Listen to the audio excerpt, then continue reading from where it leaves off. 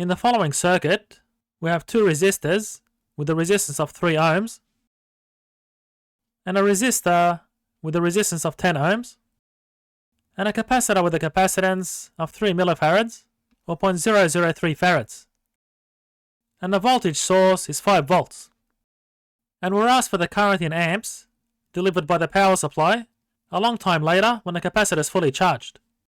So when the switch is closed for a long time, we had a current flowing through the circuit, and by the conservation of charge, at a junction, that splits into another current flowing through this branch and another current flowing through this branch.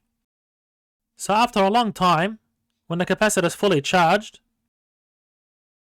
then the current through this branch is 0.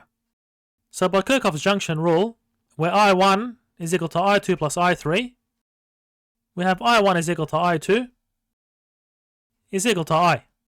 So essentially, we have two resistors in series, and therefore the current delivered by the power supply is the voltage on the total resistance of the equivalent resistor. So that will be 3 plus 10 or 13 ohms. So the current is 5 on 13 amps. And now we're asked for the magnitude of electric potential across the capacitor when it's fully charged. So applying Kirchhoff's loop rule to the top loop, we have a voltage drop across the capacitor going in an anti-clockwise direction.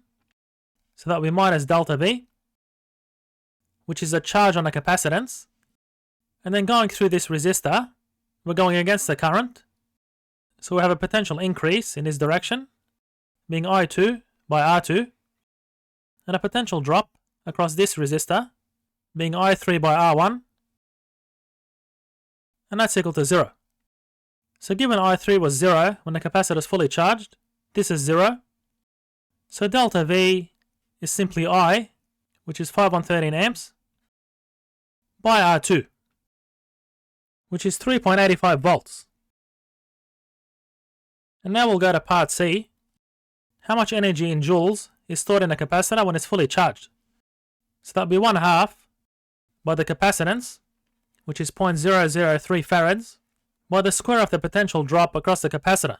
So that will be 3.85 volts squared, which is 0.02 joules.